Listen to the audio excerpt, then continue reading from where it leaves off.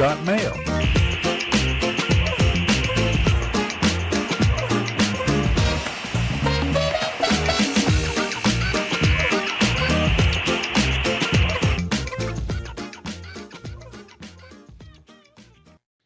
Good morning, everybody. You are tuned to Computers 2K now on the Nissan Communications Network. I'm Amnon, your host for the next hour, along with Nick. Good morning. Good morning. And Spence is here. Yes, sir. And Katie's here. Morning. Morning. And Gali's here. Good morning, everybody. Full house. Indeed. All right. Our number is 561 518 9773. It's kind of hard to get used to no Skype. Today's show is made possible by vMix Software and is sponsored by Tom Sinclair of Live Streaming Gear. I had Go ahead. a viral post on X this week. Oh, It at this point has 9.3 million views. Ooh, Whoa. Yeah, so it What'd you it say? really I didn't say anything. I posted a video of some dingbat college student defacing a Charlie Kirk memorial Oh. at UNCW in Wilmington. I saw it. And yeah, so it's interesting. So it exploded late Tuesday night. Nick, let me Yes. stop you. You're not getting a raise. I'll negotiate that privately behind the scenes with Amnon. So just worry about yourself on that. So late Tuesday night, probably around 8 or 9 o'clock. I posted it midday on Tuesday, and late Tuesday night, there's a very popular Twitter account or X account, I should say, called Libs of TikTok, which is a pretty well-known account, kind of calling out political stuff. And that account kind of kicked it off with a repost late Tuesday night.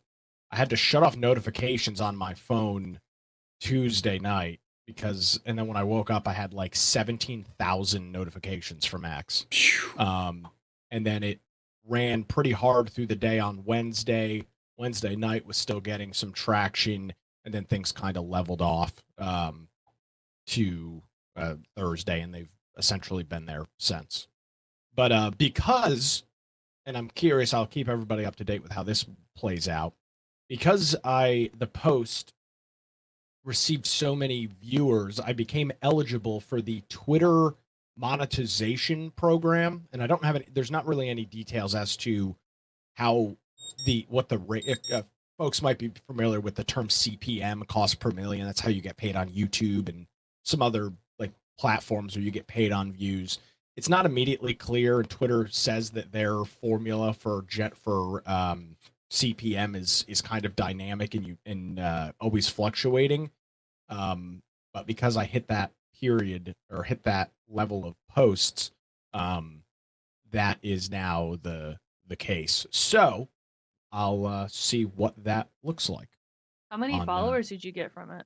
I gained about I gained about 1,500 followers. Wow. So I went from like having 2,300 followers to just around. I'm at 3,700 this morning.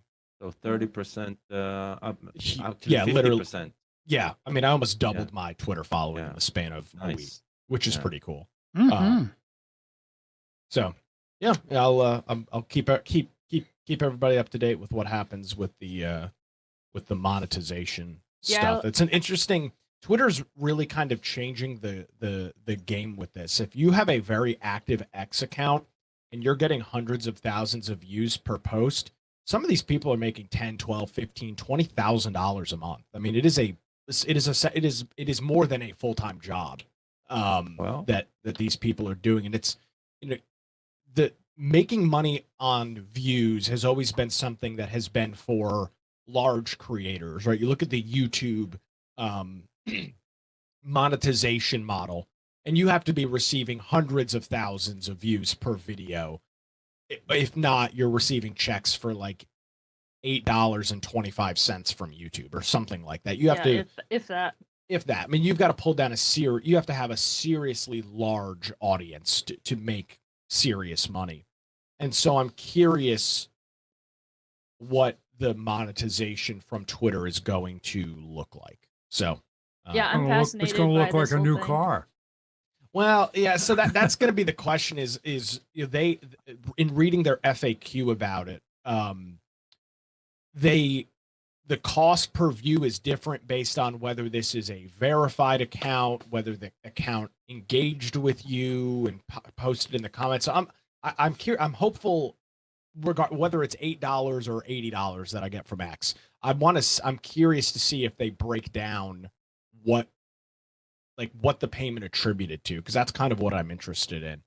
So yeah, that's that happened this week. Pretty cool. I got some national news. I was quoted in the New York Post, the Guardian, a couple of other publications. So, Cool. So you were there and you filmed it? I was not there. I had somebody send me a video of it. Oh, I posted it on my X account. So. hey, that works. Yeah, I love all this information and this data for social media, because social media is like this elusive beast where people that are on the top, like the 1% of influencers or whatever, you see them raking in like millions of dollars, and you're like, oh yeah, I want to do this, I want to do this, but it's really, really hard to crack it. And it seems it's random, and it's a lot. So I'm fascinated by your It is X journey. exactly like life. Well, I feel Yeah. like life is easier than trying to get into social media, make a living off of social media. Well, and Make you a know, living, yeah. it is obviously I have no I'm not under the opinion or mindset that I'm now becoming a major social media influencer. No, because you have to have millions of views every week. every week, exactly. I was going to say, you got to work at it pretty hard to yeah, keep it going. But it was interesting to watch and obviously we're in a pretty interesting period of time politically. But it was interesting to watch something take off, and it wasn't just on X. I posted the same video to my Nick Craig Show Facebook page, and that's got 500,000 views on Facebook, which I think is, and this is not a short. This is like a 3.5 minute video, so it's not. This is not a small, like, 18-second clip. It's a pretty lengthy video, but more than the viewership on Facebook, which I'm going to make sure I have the most accurate number on this. Currently on Facebook, it's got less than that, 420,000 views, but it's got more than 4,700 comments, which is interesting. It's a lot based on the viewership. It's got a lot of comments and a lot of engagement. So that's been interesting. And they don't tell you with how many positive, how many negatives. Oh yeah, I mean, well, Facebook doesn't have Facebook. You can now react to a post with a bunch of different, like, emojis. But it's been interesting to watch the engagement. Nick, do you have any connection to Sister Told You? No, I do not. She's a North Carolina poster on She is. Yeah. She's pretty good for getting some inside information from the state. That's normally what my account kind of focuses on, which is why I don't have I don't typically focus on like national stuff. It's more local and state political stuff. So yeah, it's been an interesting week. Interesting. Do you have demographics about who's joined you on X? Yeah, like, do they tell you that the users are originating from North Carolina, for example? No, they do not. No, not on X. That's surprising. Facebook's got some pretty useful insights on their stuff, which I guess makes sense because on Facebook you have an account that tends to be a little bit more.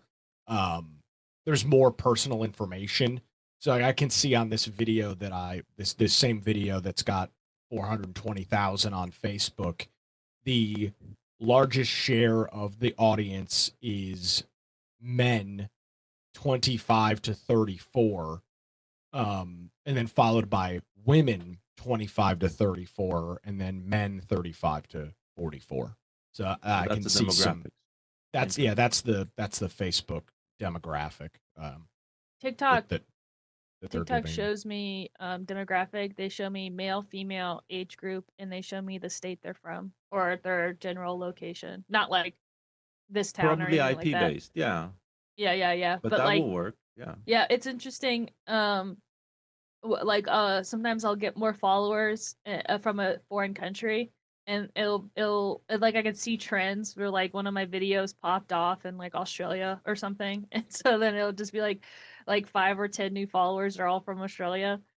But yeah, TikTok gives me I think it gives me more information because I'm a business, and so I sell stuff on TikTok. So it's like, oh, this is your audience. This is who you should make videos for.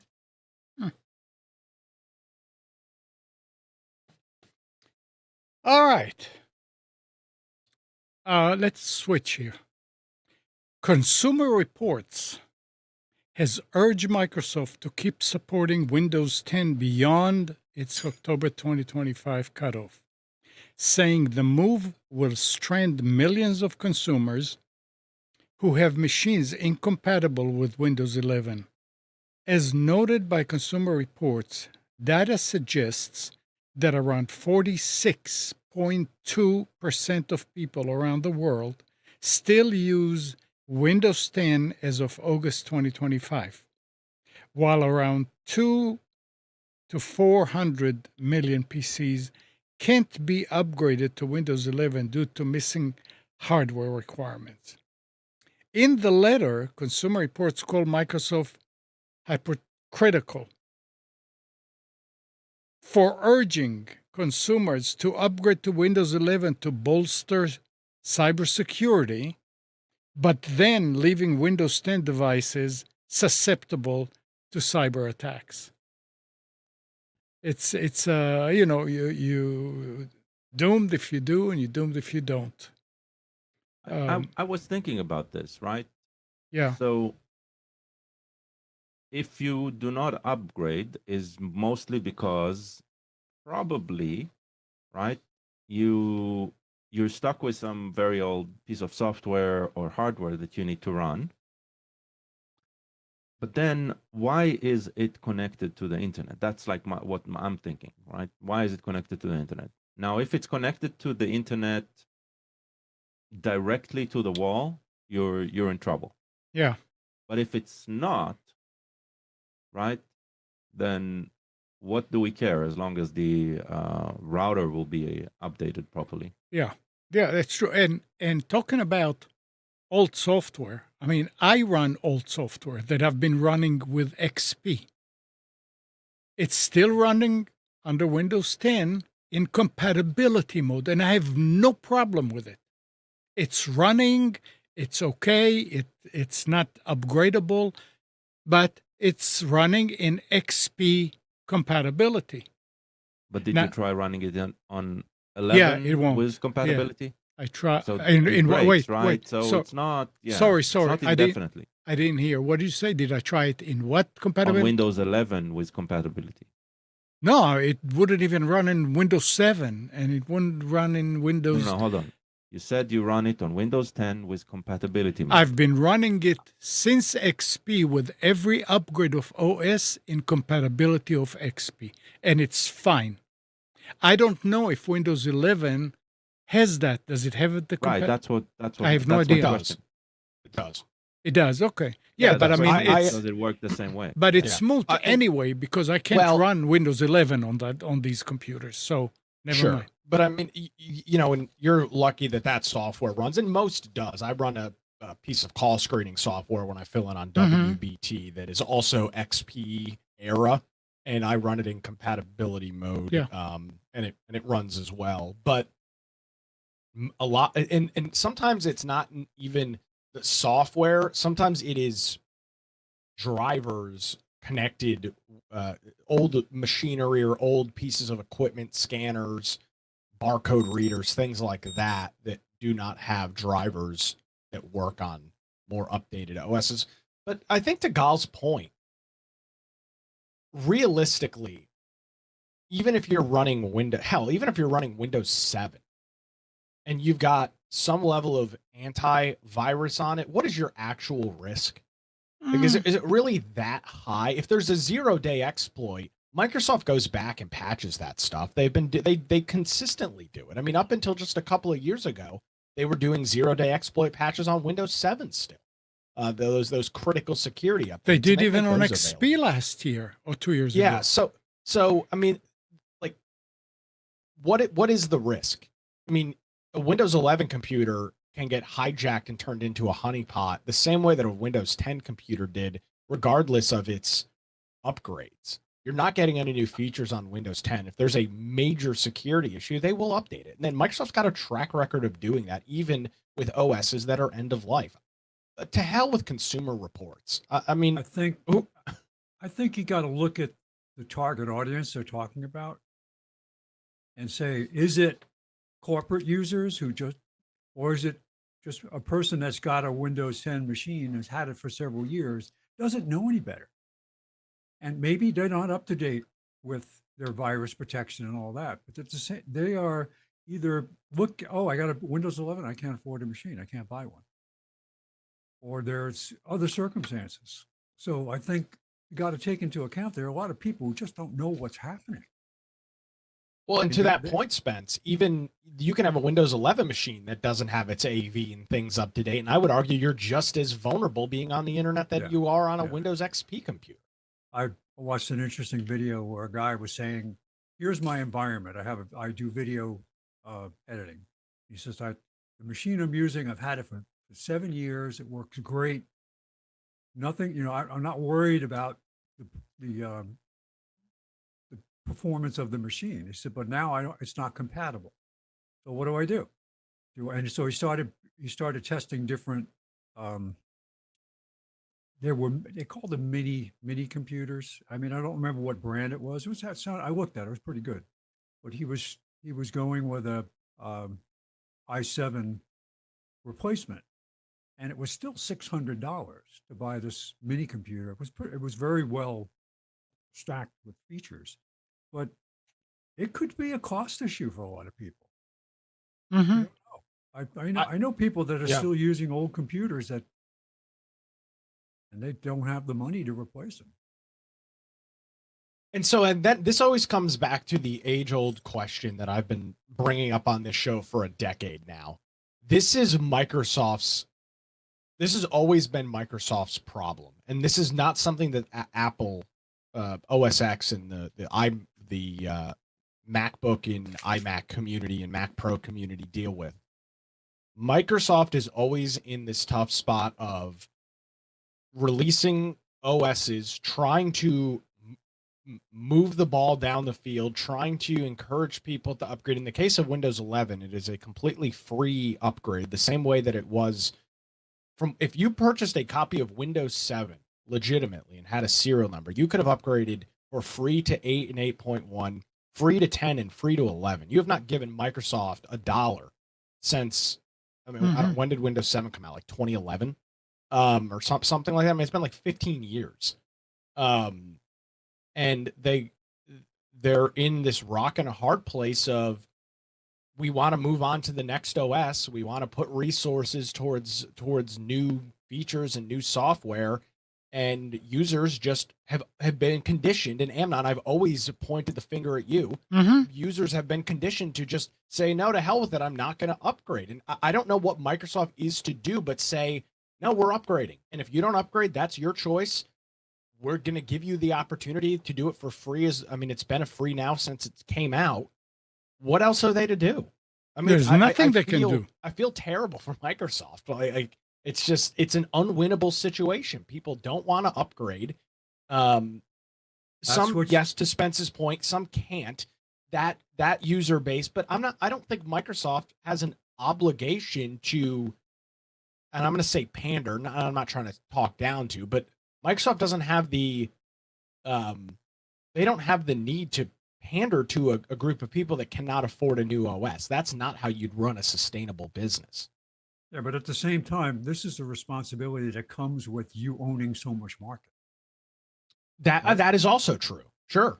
So and again, I'm not defending them or saying they're doing a great job or a bad job. I'm just saying that these are the realities Yeah. of why this is controversial. And I mean, I would love it that they continue to support, but I have a plan. I'm going to use OPatch for a while with the machine I'm on now. This is Why my aren't you FX. upgrading? What's that? Why I aren't can't. you? Not Why? compatible. Not Okay. compatible. But now you're So, using an old FX machine. That yeah. hardware wise, that machine is very old. And It OPatch works is going to great. cost you how It much? does. What's that? How much OPatch is going to cost you? It's free for individual users. It's only charging okay. for Then corporate, no brainer. group licenses. You know, and I will say this, and you talked about these mini PCs, and obviously, you know, buyer beware. But you can go on Amazon right now, and I haven't tested some of these. I've tested none of these machines, but for $250, you can get one of these mini computers from some random Chinese supplier that has a decent CPU, minimum is 16 gigs of RAM at 150 to $250. I mean, you're for general computer use, that is an unbelievable deal. If you went back 15 years, $150 computer would have been the absolute barest of bones garbage that you could buy. And this stuff, while again, it's not these are not insane specs. I mean, here's this GMK Tech, which has been purchased by 3,000 people the past month and has 1,200 reviews at 4.4 stars. 16 gigs of RAM, 512 gigabyte SSD, and it's using an Intel, what is this, an Intel N150, which launched Q1 of this year. So it's a brand new processor. 4 cores, 4 threads, 3.6 gigahertz. Not going to be the fastest CPU in the world, but this would work for I would argue this would work for 99% of basic computer And users. how much? $169.99. Wow. And so, like that. Sorry. No, I'm just like they're. It seems like and this would obviously run Windows 11 based on its spec. And this, since the CPU came out this year, it would have the TPM stuff would be built right into the architecture of the CPU. The option is out there to do an upgrade or to purchase something new, and some people just refuse to do so, and I just don't know what the solution is. I have a lot of experience with Lenovo minis, and they make an excellent machine. It's more expensive, obviously. Sure. For just in an office environment, very good. And I see it when I go, for example, I use Duke Hospital. So I go in, I'm in their offices in different places. And that's what they're using on a lot of desktops now. Used to be the all-in-one screen, and now they're down to having the mini. And it's got plenty of capability on it. It's HDMI, or the newer ones have HDMI, they have DisplayPort, they have all the USB-C, they've got everything you could possibly need. And the form factor is incredible. Buyer beware, but if you go to Amazon and search for mini PC, it is insane what comes up and what some of the specs and some of the prices on this stuff. I don't know the longevity of these machines. I don't know how long they'll last. But I mean, there is some stupidly good, seemingly deals just based on the specs on just the first results page on Amazon. The problem I have is to replace the machine here in the studio is I can't go with $150 machine. Well, no, but I mean, you are also not in the position like Spence is describing where you can't financially afford to do an upgrade. Right. But the thing is, I was trying to find, you can add I think the only thing, no, it's not the only thing. Back when it was, my processor is 8700. Mm-hmm. It's not that old. It's old, but it's not that old. It's not like a 4900. there is a TPM module that you're supposed to be able to plug into the motherboard. But nowhere could I find the module that said definitely, yeah, this one will work on this motherboard. How much were they? That's $20-some. Oh, buy one and try it. Well, I mean, that's the thing. I don't have the luxury of trying it and Yes, you do. messing up everything. You don't. You literally, all you'd have to do is buy it from Amazon so you could return it, plug it Yeah. in, and then run the PC, run the Windows 11 update Check. checker, and Yeah. it will tell you whether you've got TPM enabled or not. I Yeah, mean, that's but this was to. But you hold up. But now that I'm thinking about, not that I'm thinking about it, you can now do the upgrade to Windows 11 without TPM. I mean, there are guides out there that exist on how to get to 11 without TPM. The whole reason that you should do it with TPM is security. I mean, that's the whole purpose.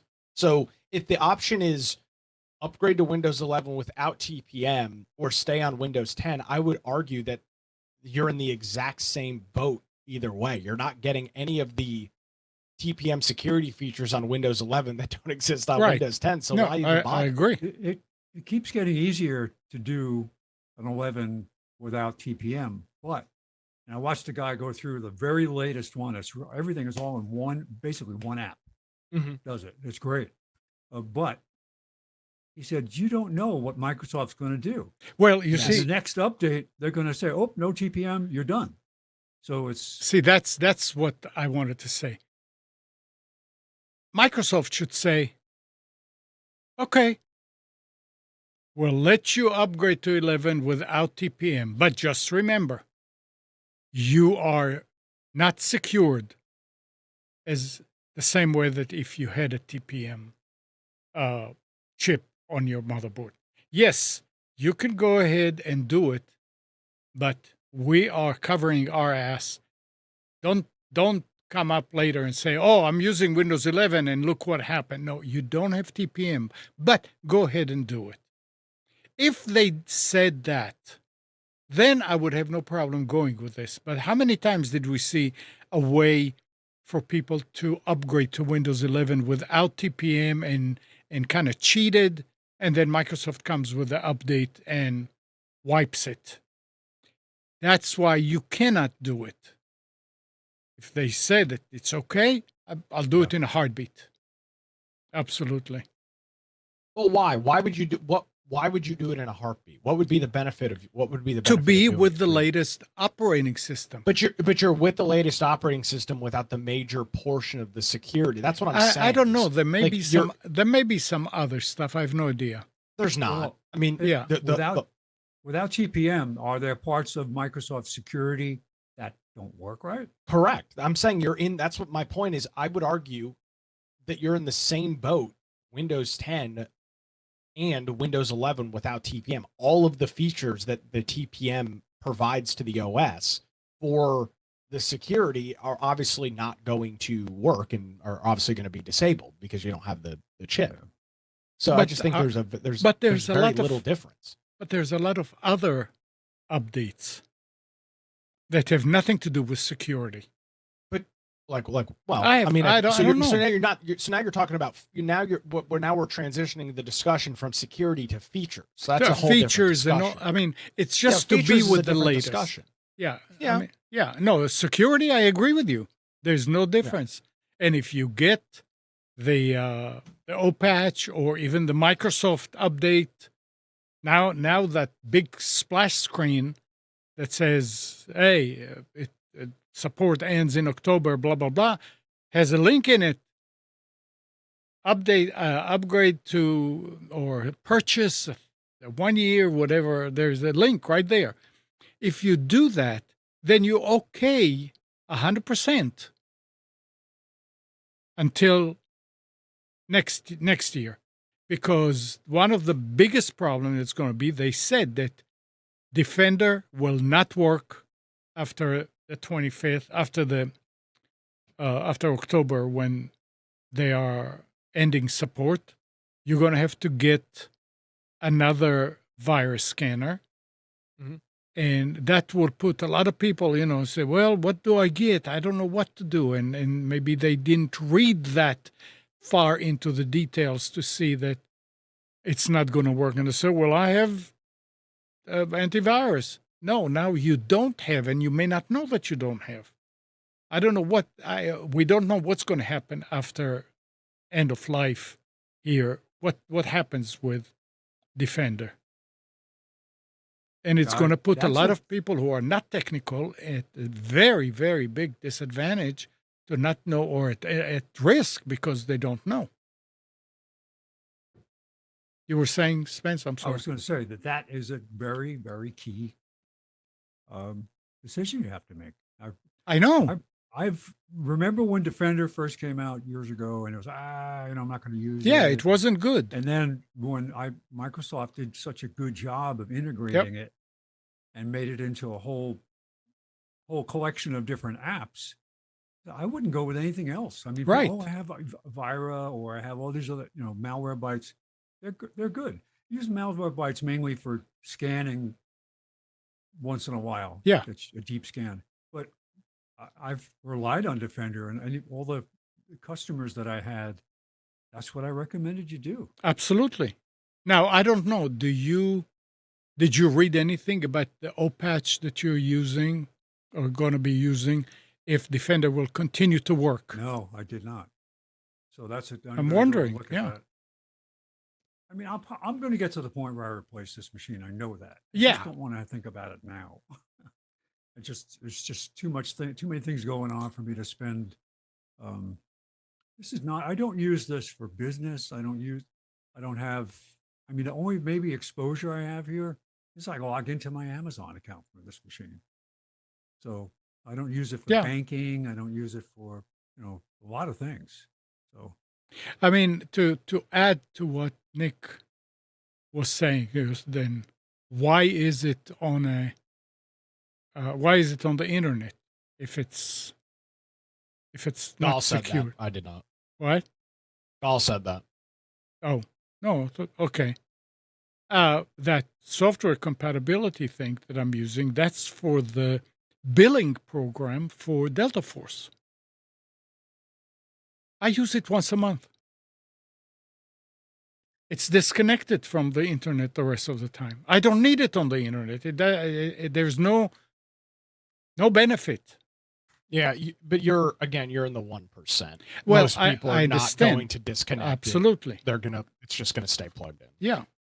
So we'll I have to wait and see what happens when it dies. There may be a rash of attacks. I mean, today to go and send a bot or machine that will sit there and go and detect who's using Windows 10. It's not, any hacker can do that today. And they may do that, but again, like I said, what are the chances? What are your chances of getting caught in this?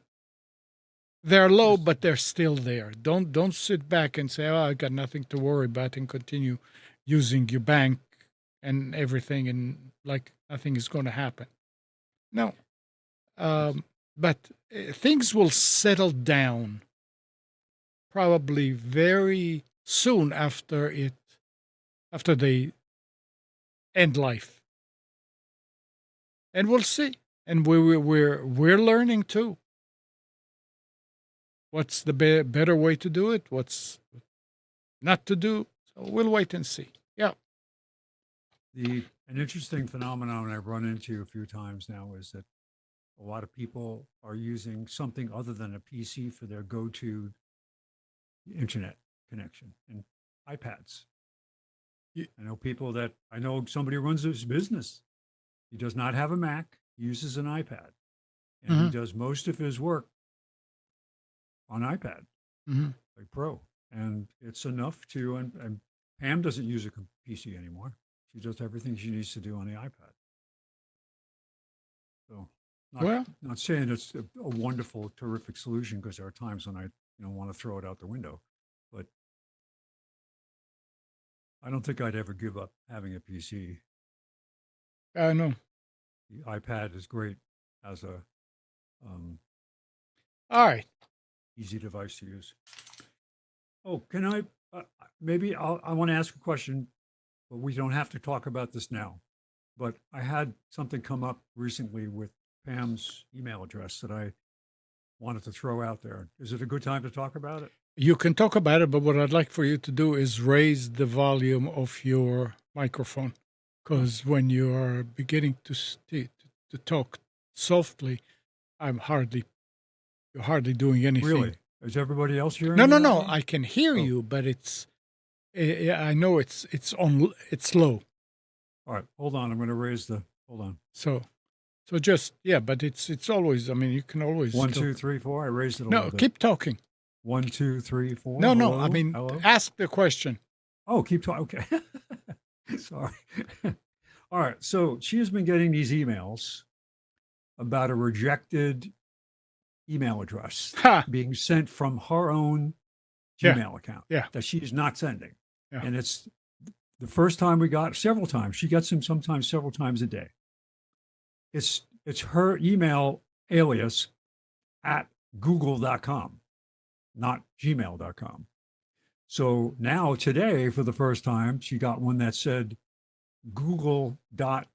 google.com.fr, France. It's like, what is going Uh-uh. on here? And I'm thinking, I went in, it's definitely something from Google. This Yeah. is not a Yeah. scam. I checked the email threads. I checked the, for the, I don't know what's happening. And it I says go- what? What's the reason? It says that this is unknown email address. So it says, here, let me go back. Oh, Bounced or rejected emails, right? So it's coming in as, I need to look at my mail so I can see. at the bottom it should say the reason. Yeah, it does. It says your message wasn't delivered to her email google.fr because the address could not be found.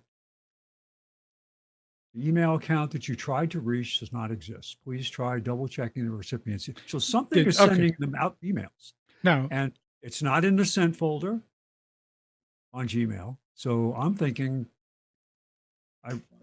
let me ask you this. Wait. Okay. Is she sending it to the .fr? No, that's It- what I'm saying. It's not. She has not done any of that stuff. And We don't know what's. I can't figure out what's being sent. There's nothing in the sent folder on no, her but account. does the message itself, the bounce that says we couldn't send it, does it have an attachment of the original mail? Normally they would have an attachment at the top, No, it does or not. at least the header. I mean, so you know which something has to. There's got to be something in the email that tells the user that what is the email that is in question here. Yeah. Nope.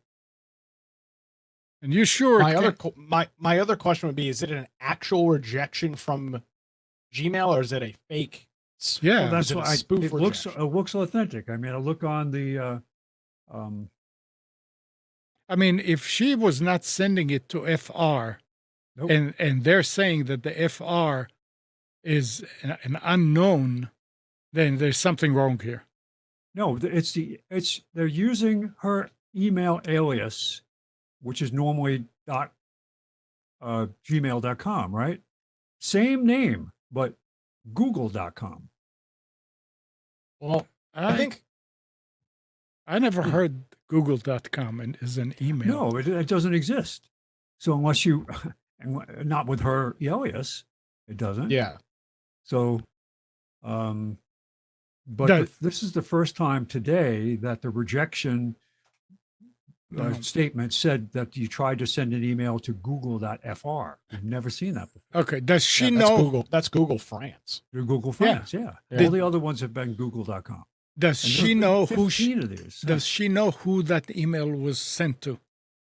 Originally, No, but we can't find delete it. 'cause it. wasn't Delete sent. it. Yeah, there's nothing. I mean, it could be a fluke.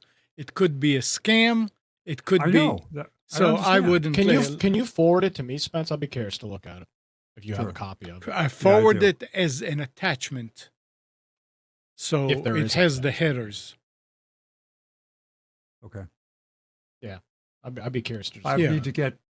I need to log into her account, so I got to go. I'll have to go downstairs. Yeah, it's and do okay. You that. can Yeah, do no- it yeah, no afterwards. problem. It's fine. Yeah. But yeah, I puzzled over it. I did some searches on it to try to find out, and it looks like all the headers look correct. So Okay, well, let somebody else look at it. The other thing could be, and I've seen this with Gmail in the past, is sometimes when hackers get into those accounts, they can set up, they might be deleting it from the sent immediately, or there are ways to do that as well. and that's what I Where was thinking. Yeah. They're using it as like a spam account. Mhm. And then they've got it set up where as soon as the email is sent, it is then deleted from it is deleted from the sent folder, so you really don't know that it's happening. Yeah, and it's my fault. When this came up this week, I was going to sit down and change her password right away. Spence, Does she have two-factor? No. she would- should. I know She should. I definitely get two-factor. Spence. What? Spence, you started by saying that they used her alias. No, I'm Yeah. saying is that the rejected email address comes back as the same name she uses for her Gmail account. Yeah. Google. Then it's a spoof. Well, it may not be. It may not be. Yeah. Anyway. Take a Well, look at it and see yeah. in Well, the headers. And All part right. of this is my fault because I haven't stayed on top of it since you told me.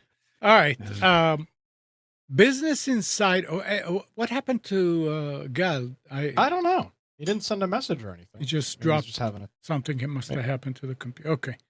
Business Insider has told journalists they can use AI to create first drafts of stories and suggested it won't notify readers that AI was used, according to Status, a newsletter covering the media industry. The Whatever. policy makes the outlet one of the first to formally allow such extensive use of the technology. So they tell. Go ahead, Nick. Even the places that are using AI, you have to go all the way to the bottom of the article after you're finished reading it to see that there may have been some AI Yeah. used. Who freaking cares? I don't know. I but just the fact just- that they're saying they will not tell the readers that an AI was used here is Yeah, I don't- kind of weird. I just don't see the issue. I just like if you can pass off content as written and it's actually AI, I mean, have at it. Yeah, I mean, if you can't write good, let's put it this way, but you're a contributing whatever reporter. I mean, the worst thing is I remember in the very early days of computers, I had a neighbor that was writing for some of those publications. He did not have a computer. And when I asked, how do you do it? He said, I just take it and I go to somebody who has a computer and I check it and I review it. It's not like you're using it. You're just looking at it real quick and you're doing it. Here again, I mean, if you're a writer, let's say you're a writer or a reporter and you don't know anything about the war in Russia and you want to write an article about it, you don't have any knowledge. I mean, it's going to take time for you to read and research and all that. If somebody asks you to write something about the war in Russia, you go to ChatGPT or whatever, and you say, I'd like an article about the war in Russia and what is driving it in the last month. And you will get an article. Now you should go ahead and correct different things that you could, but you didn't write it, but you delivered something that was needed, which is fine. Now, I don't know that I'd go that far. I don't know. I mean, it happens. Otherwise, the publication will not have an article about it. Yeah, And but the reality is they don't have these articles anyway, with or without that's AI. true. Yeah. I mean, like, you can not do any research. You can just go and pull nonsense from AP or Reuters and rewrite it to be your own words. I mean, that's why I don't see the huge problem with I don't see it either. using AI in your first draft. I use AI pretty regularly, not to write articles, but especially when I'm writing about legislation. I will have AI summarize a bill, a piece of legislation. And that's I would assume that's a relatively common thing that people are doing. And I don't see any. And then you craft it from there. Well, it's not writing an article for me. I feed in a 17-page PDF and I say, tell me give me some of the highlights in this legislation. And believe me, these are things that I already know, but I want to make sure I'm not missing something. So I have it generate kind of a quick rundown as to what's in the bill. Yeah. Gal, what happened? Oh, we don't hear you. Your audio is muted somehow. Yeah, let's see. There you go. There So we go. that it happened again, but this time I usually can get out of it, but last time it just froze. So yeah, Okay. happens from time to time, very rarely. I know exactly what the problem is. I just don't have a way. The way of fixing it is to replace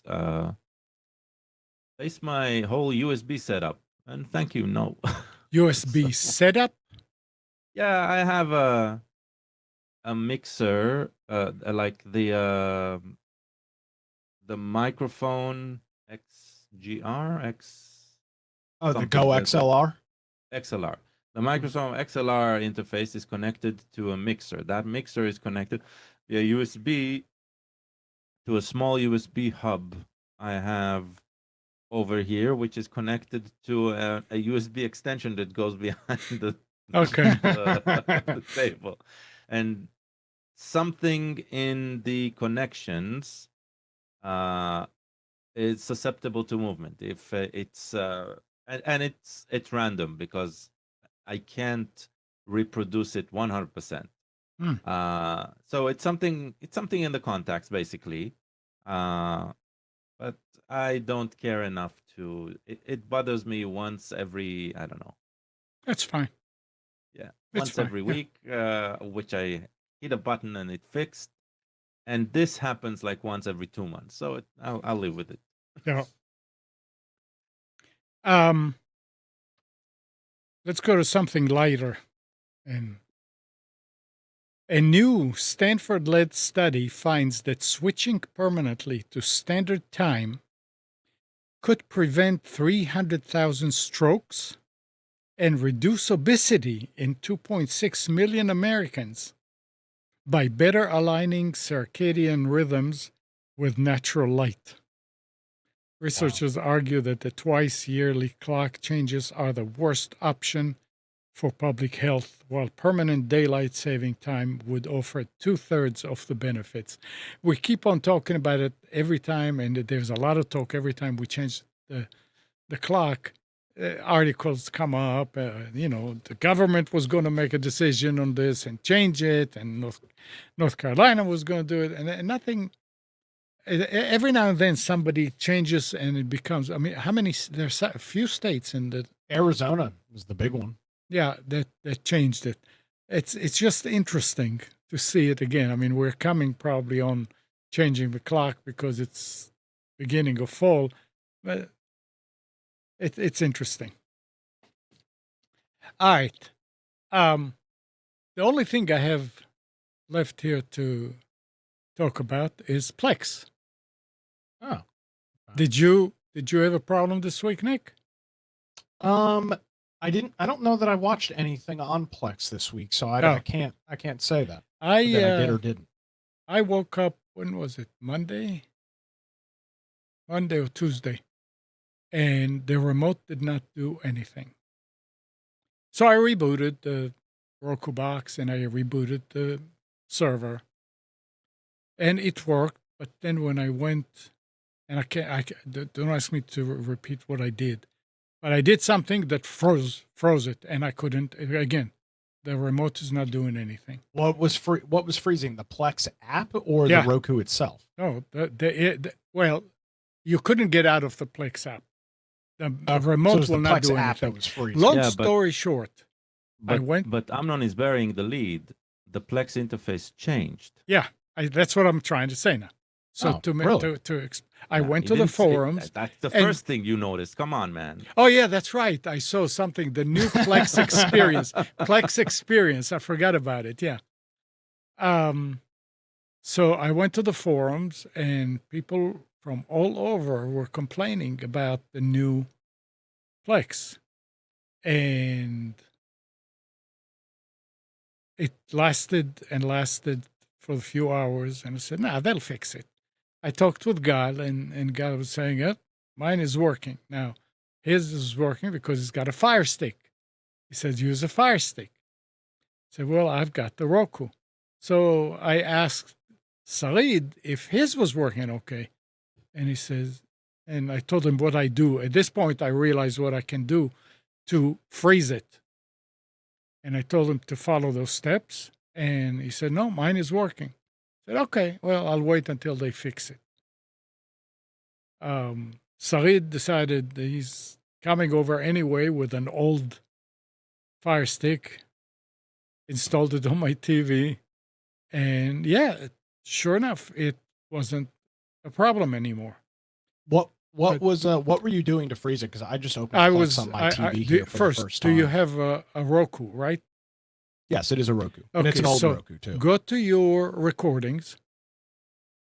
First of all, do you see? Yeah, I don't okay. have my Yeah. TV. I don't have my TV No, tuned we're- set up. Okay, you No, got we're not using live TV, so yeah, that's right. Well, there is the live TV that is built in with Plex. No, and that's isn't that not under it. the s- No, the Okay. antenna.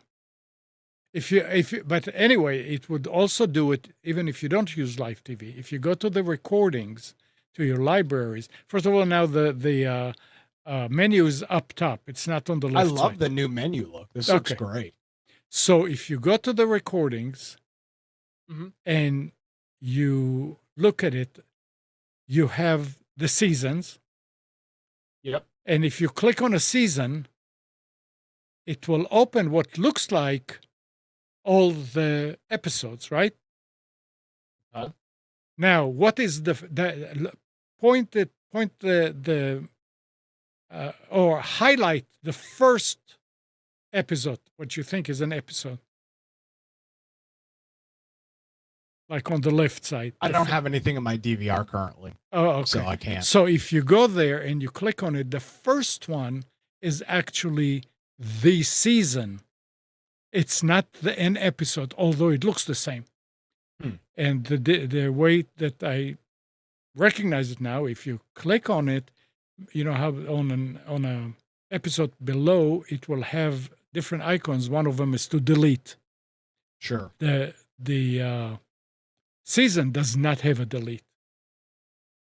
But if you click on it and you try to play it, it does have a play. If you click the play, that's it. It locks it. And they said, I mean, they fixed it since. But you have to keep on rebooting. there was a bug, basically. Yeah, it was a That's what bug. Amnon And is there were describing, some yeah. bugs. They admitted 3 days later, they admitted there were bugs. But let me ask a stupid question Yeah. to Gal. I know that obviously the user interface is done on the physical device, but even with a Plex version that's out of date, I guess there's no. Even if you don't have the most up to date version of Plex, you're still getting the new interface. That's interesting. Oh I yeah, that has assumed- nothing to do with it. I just So would have the- assumed something on the server would define whether you were using a new UI or an old No. UI. they push it. No, I know they No, push so- it, but I just there are two pieces of software that are completely separate: the server and the client. Sure. Now, you do have, if you're using the web interface and you're only using the local your local network, and Mhm. it's not reaching out to the internet at all, you do have the version of the interface that is installed on the same server, and that gets updated with the server. But what happens is it loads as a complete piece of software on the browser, right? And connects to the server. So these are two pieces of software. It's just there's a copy of it served by the server. Now, every other time, if you do app.plex.tv on your browser, you're getting the most recent application from Plex. And if you're launching on Roku or Fire TV, you're getting whatever is installed on the TV.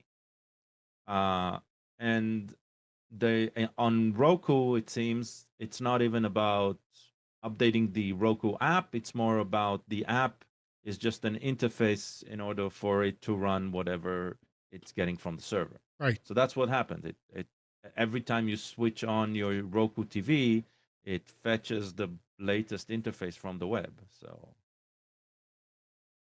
Yeah, it Yeah. took quite a few reboots of the Roku box. I mean, cold boot, unplug the power, and people were saying that when they do it, and I saw it how it's being updated because now this is working, and now this is working, and now this is working. On Friday, I think they came up. I mean, they finally somebody from Roku was in the forums and said, "Yes, we know." But at that point, there were hundreds of messages, and people from all over are complaining. And my mother cannot figure it out. It just doesn't work. I can't find my music. And they, for all practical purposes, they admitted that they did a bad job. they And had a bug. We live in yeah, an era where software is being pushed automatically, right. and sometimes something isn't tested. I mean, Yeah. that leads me to you wanted the last one? I'll give you the last one. The biggest kerfuffle of the week, right? The biggest mess up of the week. Zuckerberg on stage and Oh, everything yeah. failing on them for the demos. Have you heard about this, Nick? I have not. What happened? Oh, then you'll enjoy this. You'll have Then to excuse the political cycle has been running so no, rampant that's the last fine. couple of weeks. I did not I hear have about missed it either. everything. It's I was actually surprised that Amnon didn't have it on his scouring of tech news. So this week was MetaConnect, a huge convention that Meta did, and the biggest reveal was a hardware device called Meta Glasses, I think they're calling them, which basically Google Glasses all over again. This time they partnered with Ray-Ban. Ray-Ban designed glasses where they put some Meta hardware in them, and it's basically and I'm sorry about the word. It's basically an Alexa built into the glasses and reacting with uh, augmented reality, basically creating like reacting to the world. You're looking at a recipe, then and you're asking questions about the recipe, and it'll go fetch online, and the AI will give you answers. They could not demo it right, and everybody was the Twitter sphere mostly was in upheaval. XAI specific account was having too much fun to dishing the demo and reacting in contempt. We are now 3 or 4 days after the fact, and an analysis of what happened has been revealed. And when you understand the technical, it makes it, I think, even more cringier and not less. So at the beginning, it's they used some cooking influencers and stuff like that to demo it. And every time something messed up, they made a comment. The Wi-Fi here is terrible, and stuff like that. That wasn't the case. That wasn't the issue. The issue was the call name, right? When they called it "Hey Meta" or whatever, they were saying it into a microphone, which blasted into speakers. They had a ton of these at the convention. I do not understand. I didn't understand if they, gave them out to the participants, or it was just a lot of demo points. But whenever they would say, "Hey Meta," all of these headsets will basically phone home. Now, shouldn't be a problem if the infrastructure was all set up, but they set it up in such a way that everybody who was connected to the local Wi-Fi would be routed to a demo server because they wanted the demo, the greatest and the newest version. And so that was very limited computing power. Every time they spoke on stage and called the AI, basically they crashed the servers. So yeah, a shit show of a demo. Zuckerberg was on stage for like 3 different demonstrations, and in 3 different demonstrations, like it failed in front of him. So he definitely had a Bill Gates Windows 95 blue screen experience, becoming the butt of the joke. But we'll see. There's another set of glasses. I think if you've seen the whole glasses idea go around, Snapchat was trying something very, very similar a while back. I do not know where this is going, if this is going to succeed or not. For now, Meta has a very bad track record with hardware. So Yep. even the Quest is not considered a success anymore, right? So yeah, it was a big shit show. All right. Yep. I'm surprised I mean, we obviously will get to a point where where there might be that, the Apple Watch equivalent to glasses, not a full on headset. I'm talking about the glasses with a HUD built into them, regular seeing eyeglasses or sunglasses. We will get there. That's what they're trying to give her. That's but it's what not they're new. trying I to mean, demo. Google Glass was what, 2012, and that was 13 years ago, and that failed exponentially in the grand scheme of things. And Well, I mean, it it did. only failed because it was the first.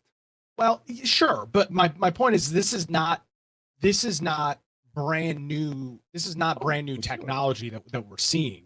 And so it is interesting that even 12 years after Google tried this to some level of success, and there still does I still don't see any public outcry for this to become a thing. I mean, these are very small use cases of people that are buying them. There's no mainstream use like an Apple Watch or a Samsung smartwatch or something. And I wonder how we get there, or if we get there. I mean, 3D TVs are the greatest example of really cool technology that some people bought but never caught on in the grand scheme of things. And I just wonder if the glasses will or won't be the same thing. I mean, eventually it will catch up. There will be visual aid that augments your reality. It's a matter of technological advance. It's not a matter of whether the people are pining for it and they'll eventually get it. It's because if you will have very easy access, right, to the technology that does that, people will grab it. Nobody was pining for a phone in their hand 24/7 a week, right? So, Correct. but it happened the moment it became available, Affordable. But that's what I mean available, Yeah. right? It's like if you look today at what is the most common piece of technology that exists everywhere, right? There might be places without electricity, but the people still have cell phones that they go to an electrical post because that's communication with other regions. So third world countries, right? Still, every single person has a cell phone. Yeah. It is not a differentiator. Like the differentiator will be how pricey is the phone, but not whether you have a phone or not. So I think that technology will catch up to a point where it will be available to everyone. With Google Glasses, we were talking about very, very cool technology that does very, very, very little in a very, very limited capacity and cost very, very much, right? And so it created, if you'll think about the backlash, right? The backlash was a backlash of elitism. If I can't have it, then I don't want anybody who can, I don't want anyone else to walk on with the camera around me like that. And that will change when everybody will have the same camera, right? So eventually it'll catch up. I don't think Meta is going to be successful on this run, but it might be the second generation of this or not, and they might be in the lead this time because I think Google has ditched the idea completely, right? So, yeah. We'll find out. If anybody's going to do it, it will end up being Apple with their ecosystem and the buy-in from there. And I know they've got their current AR or VR AR system, which has no buy-in, but that thing is like what, $6,000 or something. I mean, it's like stupidly expensive. Yeah, but it's a different sphere completely. Like what they do and these do. So, but yeah. I'm saying from the perspective of typically when Apple has this thing built in with their audience, with their user base, that when they release a product, even if it is one that is might be superior compared to what else is available in the marketplace, there is a far greater adoption with their user base. They've done a really good job at convincing their people to buy their stuff consistently. And I would suspect if Apple introduces something similar to the original Google Glass at a marginal price point, even if it's not the best thing on the market in terms of features, that was probably what you would need for this industry, for that sector to become quote unquote mainstream. It's going to have to be, it's not sure as hell isn't going to be Meta. If you I look can at what promise you Apple, that. yeah, but if you look at what Apple does technology-wise, they joined the bandwagon late after things have matured, and that's you're right. And they swoop an audience that suddenly you see it everywhere. But when Apple will step into the race, right? It'll be when the technology has matured. Not they won't be a trendsetter. The trend setting they do is in marketing. Correct. So yeah, But they would they would be trend setting. Look at what? Flip phones, right? Yeah. They are definitely getting better and better and better. And you're right. The moment flip phones will be in is when we'll see Apple step into it. Yeah. Right. So yeah, they're very good at that. I mean, you can look at, smartwatches are probably the great example. God, do you remember the company Pebble? Yeah. This is like 2010. I remember having a Pebble smartwatch and being like, oh man, I'm hot shit. Look at this thing. And now you look at the smartwatch market. Most people, if they are out in public with a smartwatch, it is probably an Apple Watch. Now I know Fitbit and other things and Samsung, they exist. Apple just has does a really good job at getting their baked in audience, which they own the smartphone market in terms of users. Yep. Really good job at that. And they, for example, I updated to iOS 26, which, by the way, every version of iOS now will be the year that it is for. So no more iOS 17 and 18. Next year's will be 27 and 28 and 29, which is phenomenal.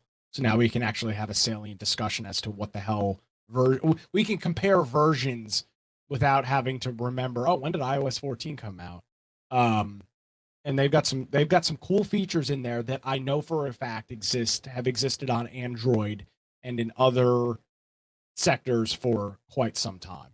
And it is just, when Apple does it, it is just different. There's no other way to describe it, even though it's not always the best implementation. Yeah. Like the call waiting, the where it will sit on hold for you and listen to the music and then send you a notification when you're next in the queue or ready to talk to somebody. Google's had that for a while, but now that Apple's got it, it's revolutionary. All right. It's that time. Anything else? I will not be here next week. Okay. And I'll be gone a lot during October as well, but definitely not next week. I won't be here for 2 weeks. Okay. Be like that. Yeah, well, I'll be I'll try to join. It's all right now. It's okay. No, it I'm would be just- fun to join from a cruise ship in Norway. Ooh, if you have Starlink, yeah. See what happens. I'll give it a try. All right. Depending on the time differences. So thanks, Gal. Thanks, Spence. Thanks, Nick. Thank you, Katie. And good morning, Kathy, Hannah, Nabil, Mac, Norm, Donna, Dina, Mati, Eleanor, Sarid, Yaakov, and Yael. Thanks, everybody, for tuning to Computers 2K Now. We hope you enjoyed and maybe learned something from our time together. Remember to practice safe computing. Back up your hard drive and update your virus scanner. And change any same passwords anywhere you're using them. We'll be back here next Sunday at 9, but you can always reach us at computers2know.com. Monday through Friday, 5 to 6 a.m., Nick hosts the Carolina Journal News Hour on WBT 1110 a.m. and 99.3 FM and on YouTube. So just go on YouTube and search for the Carolina Journal News Hour and you'll find it. And Monday through Friday, 7 to 8 a.m., Nick does his own show, The Nick Craig Show, at nickcraig.com. So just go to nickcraig.com and get the details there. Have a great week. Shana Tova, everybody. That's Happy New Year to our Jewish audience. And we'll be back together next week. Bye-bye.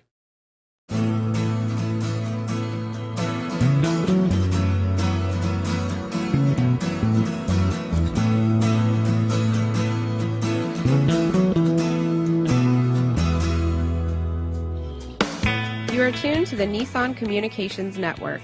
If you tuned in too late, you can always watch each program in its entirety or download an MP3 audio file of it in the archives section at nissancommunications.com.